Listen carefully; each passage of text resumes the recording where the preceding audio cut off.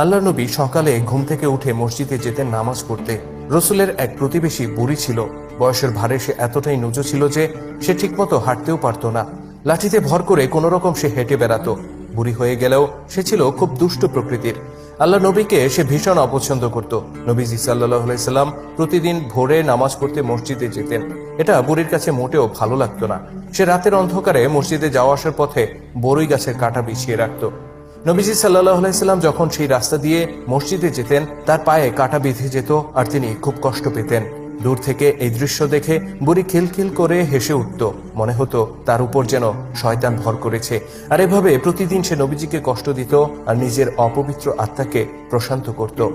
তো এটা ছিল ওই বুড়ির রোজকার অভ্যাস। তাই প্রতিদিনই নবীজিকে কাটার ব্যাপারে সতর্ক থাকতে হতো। হঠাৎ একদিন নবীজি লক্ষ্য করলেন ওই পথে কোনো কাঁটা বিছানো নেই।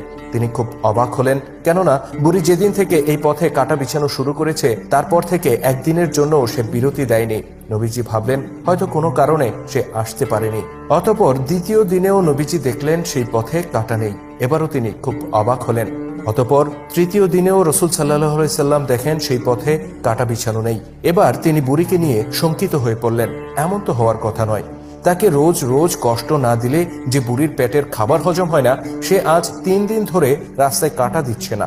আল্লাহ নবী বুঝলেন নিশ্চয়ই তার কোনো বিপদ হয়েছে। তিনি বুড়ির বাড়িতে গিয়ে তার খোঁজ খবর নেয়ার সিদ্ধান্ত নিলেন।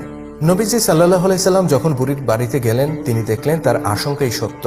বুড়ি ভীষণ অসুস্থ হয়ে বিছানায় পড়ে আছে আর তার সেবা করার মতো কেউ নেই। ফলে বুড়ির কষ্টের কোনো সীমা ছিল না। নবীজিকে দেখে বুড়ি প্রথমে ভরকে যায়। সে ভাবে হয়তো মুহাম্মদ সাল্লাল্লাহু আলাইহি সাল্লাম প্রতিশোধ নিতে এসেছেন। ভয়ে তার মুখ রক্ত শূন্য হয়ে পড়ে।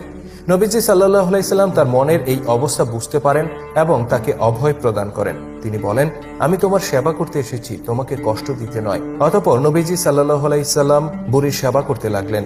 দিন রাত সেবা করে তিনি বুড়িকে সারিয়ে তুললেন।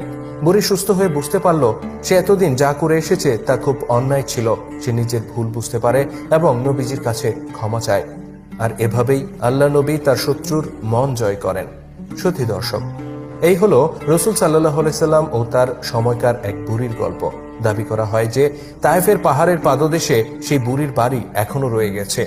এমনকি যে বড়ই গাছের কাঁটা সে বিছিয়ে রাখত সেই গাছটির গুঁড়িও এখনো রয়ে গেছে। আমাদের দেশ থেকে যে লক্ষ লক্ষ মানুষ হজ করতে সৌদি আরবে যান তাদের একটি বড় অংশ তায়েফ ঘুরে আসেন।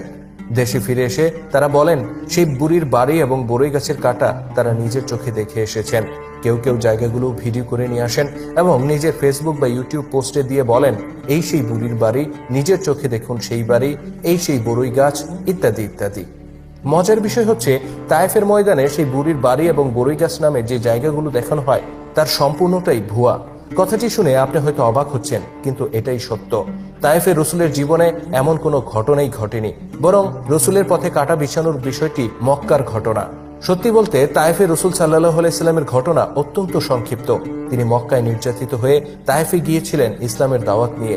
তিনি আশা করেছিলেন তায়েফবাসী ইসলামের দাওয়াত কবুল করবে, কিন্তু মক্কাবাসীর মতো তায়েফবাসীরাও কলেমার আহ্বান প্রত্যাখ্যান করে এবং তাকে মেরে রক্তাক্ত করে তাড়িয়ে দেয়।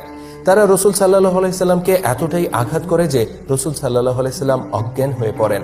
রসুলের পালক পুত্র যায়েদ বিন হারিসা অনেক কষ্ট করে তাকে নিয়ে মক্কার পথে ফিরতি যাত্রা শুরু করেন।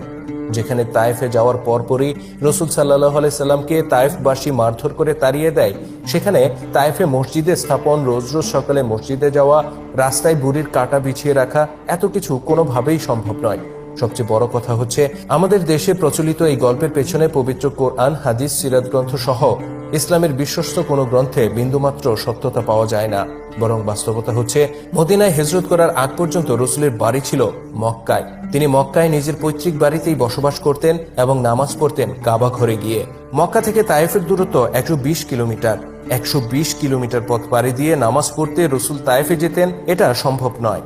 সুতরাং তায়েফের পাহাড়ের পাদদেশে সেই বুড়ির বাড়ি, 1400 বছর পরেও সেই বাড়ি অক্ষত থাকা, সেই বড়ই গাছের অস্তিত্ব এখনো রয়ে যাওয়া, এগুলো সম্পূর্ণ বানোয়াট গল্প ছাড়া আর হাজিদেরকে তায়েফ ঘুরিয়ে এনে টাকা হাতিয়ে নেয়ার ধান্দা ছাড়া আর কিছুই নয়। তায়েফের ময়দানে বুড়ির গল্পটি যে বানোয়াট, এ ব্যাপারে অনেক ইসলামিক স্কলাররা মুখ খুলেছেন। এই পোস্টের ডেসক্রিপশনে আমি কয়েকজনের বক্তব্যের লিঙ্ক দিয়ে দিলাম যেন আপনারা সত্যতা যাচাই করতে পারেন।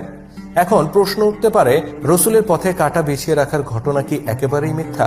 না, এই ঘটনা সম্পূর্ণ মিথ্যা নয়। এর পেছনে কিছুটা সত্যতা রয়েছে, আর বাকিটা সত্যি ঘটনার উপর মিথ্যার রং লাগিয়ে ফুলিয়ে ফাঁপিয়ে দাঁড় করানো হয়েছে। সত্যিকার ঘটনাটি হচ্ছে, রসুলের যাতায়াতের পথে কাঁটা বিছিয়ে রাখত যে নারী, তার নাম ছিল উম্মে জামিল। সে তায়েফের বাসিন্দা ছিল না, বরং সে ছিল মক্কার বাসিন্দা। সে মোটেও থুরথুরে বুড়ি ছিল না, যেমনটা আমাদেরকে শোনানো হয়। সে ছিল রসুলেরই আপন চাচা আবু লাহাবের স্ত্রী। আবু লাহাব ও তার স্ত্রী সারা জীবন রসুলের বিরোধিতা করে গেছে। রসুলকে আরো কি কি ভাবে কষ্ট দেয়া যায়, তারা দুজনে মিলে সারাক্ষণ সে ফন্দি ফিকির করে বেড়াতো। এই উম্মে জামিল ও তার স্বামী আবু লাহাব নবীজির ঘরের আঙিনায় কাঁটা ফেলে রাখত। শুধু কাঁটা নয়, ময়লা আবর্জনা, এমনকি মৃত পশুর নারী ভুঁড়িও ছড়িয়ে